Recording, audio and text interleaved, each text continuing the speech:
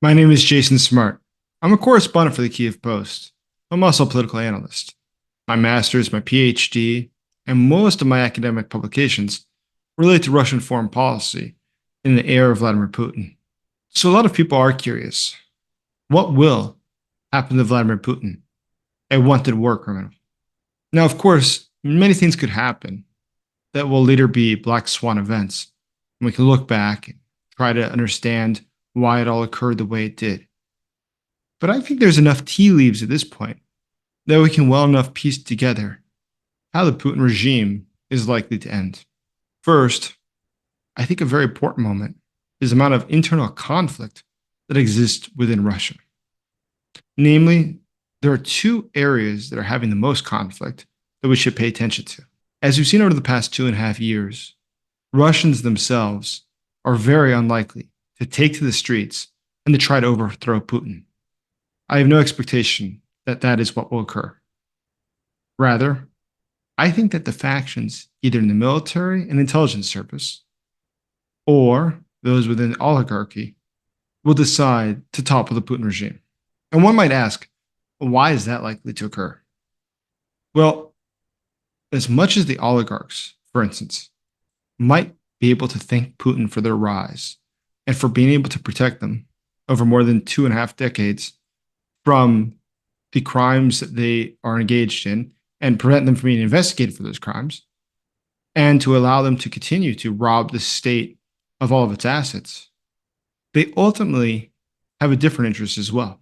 That is that Putin himself is simply old. He's over 70 years old, in fact. He could die at any time. And one of the reasons that should alarm people that are in his circle is that Putin's secret to success, how he's been able to stay in power for so long, is that he was able to divide the oligarchy. He was able to play one oligarch off another oligarch. They're willing to fight with each other. They'd love to kill each other and take each other's assets. The only thing slowing them back at this point is Vladimir Putin. He doesn't want bloodshed in Moscow. He doesn't want them to fight. But he does want them to always be at each other's throats so that he's the peacemaker. He's the arbitrator of justice, thus giving him security. He's needed by everybody. But let's imagine you're an oligarch who's got enough wherewithal to realize that Putin one day will end. And when he does, somebody else will come to power. And let's imagine two different scenarios. One scenario, you're not the faction that comes to power.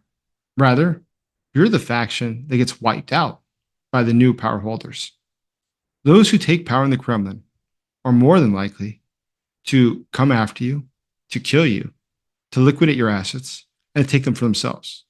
You can be almost certain that you and your family will stop existing, because those who take power have a very direct and very clear reason to not want to be challenged. Russia, fundamentally, is a mafia state.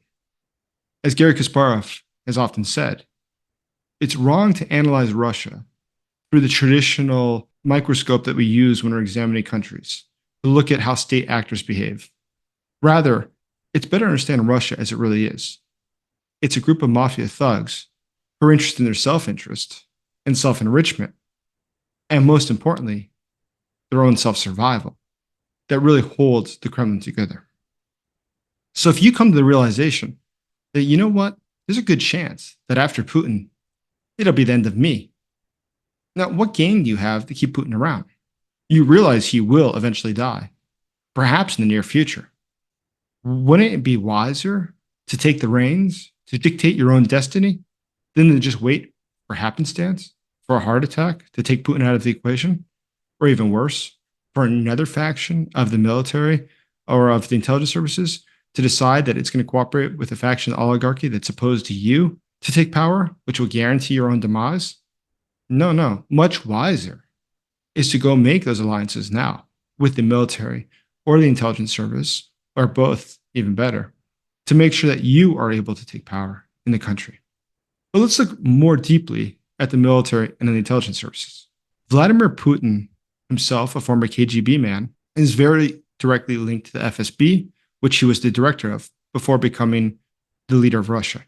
Putin has a great deal of faith in the FSB, so much so In the case of Kursk, Russia, part of the oblast currently being under Ukrainian occupation, Vladimir Putin took the military off the job, the senior leadership, and in fact turned the leadership of the mission to expel the Ukrainians over to the FSB.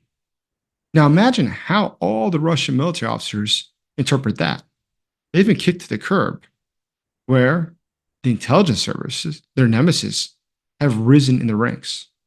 Worse than that, adding insult to injury, the FSB for months now has been prosecuting senior military officials in Russia for corruption, something that doesn't endear the FSB to the Russian military. You can be very sure there's very few people sitting in Moscow at the Russian equivalent of the Pentagon, trying to think of ways that they can help the FSB to regain control of the Kursk Oblast of Russia. Rather, they're trying to figure out how they can screw them over and stick it to them to prevent them from rising further in the ranks and pushing the military further to the side. The FSB, known truly as a criminal organization that is in cooperation with foreign actors, both state actors and non-state actors such as Iran, North Korea, Venezuela, non-state actors such as drug cartels, such as Islamic terrorist organizations, operates globally to bring in money. Money that's illicit. It's in no way done really to benefit Russia. It's really just a form of the mafia, an extension of their international practices to gain more wealth. But now, that military and that intelligence service are at each other's throats. As we saw when Prigozhin tried to take power in Russia, there was a total breakdown of Russia's intelligence services.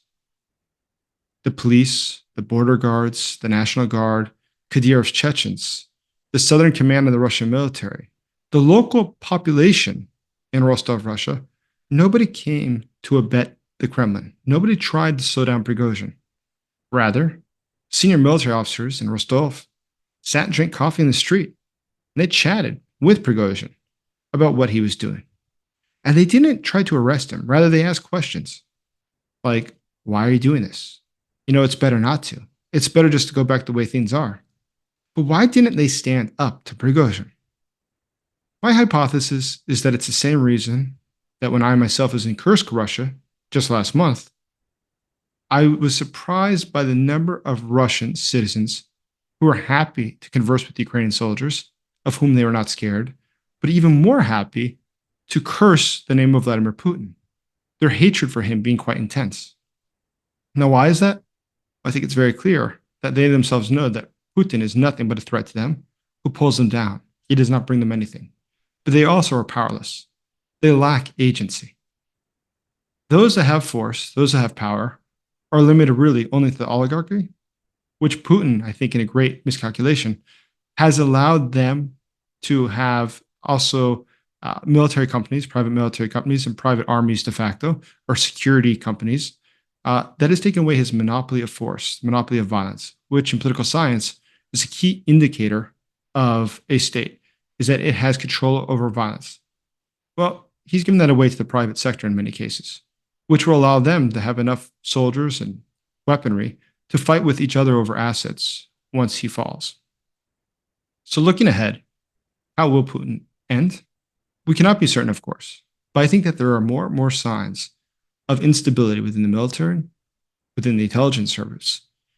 And no matter who were to try to take power, who in the oligarchy were to cut a deal with the military and the intelligence service, the local population would be very unlikely to stand up and try to save Putin. Most importantly, in the post-revolutionary phase of, in general, is the most dangerous part for any sort of coup plotters. And why is that? Well, let's imagine you overthrow power. Your actual claim to it is very weak. You are a usurper. You weren't democratically elected, nor did anybody really choose you. You just killed your predecessor. So what will keep you in power? Well, being able to maintain the capital with enough soldiers that will fight for you is key. And that's why I think that any oligarch who were to try to overthrow Putin is very likely to call back the soldiers from Ukraine and very likely to call the soldiers in other locations where they aren't really necessary. They're just part of Russia's colonialism. Call them back to Moscow to protect the capital, to preserve their own power, because that's a priority of any coup plotter. as his life truly is at risk after he's illegitimately overthrown a government. So when Putin is looking at all this, what does he see? Increasingly, I think that Putin does not see much. From all that we know, Putin rarely shows up to meetings. When he does, he's been known to arbitrarily stand up, say he'll be right back, to drive several kilometers away, to go for a swim for an hour, to go to the sauna, get redressed, drive back to the meeting, where he expects everybody to be waiting for him, and then continues with it. These little power plays, these little power games are important for him, but they're actually hurting his general system. There's more and more frustration with him. It's more and more obvious that he is not adept to being able to prosecute the war in Ukraine. Something that I think that ultimately will be one of the major reasons that he's overthrown by those that are near and dear to him. When it will happen is unsure, but the weakening financial situation in Russia, with now a key interest rate that in the past year has moved from 8% to 19%, along with inflation that realistically might be greater than 30%, are all things that are probably very bad signs for Putin's regime. The housing bubble right now is about to bust, and it will eventually bust because it is simply a bubble, as they always do in economic bubbles. Something that will create great tension and a lot of pain within Russia. So Putin's end, we cannot be sure of how it will happen, but I have a very strong reason to believe that it'll be sudden. And the end of the war in Ukraine will not be something that takes weeks and months. It could be something that happens in a matter of hours as Russians, under new leadership, discontinue their fight in Ukraine. It's something we can look forward to. Thank you.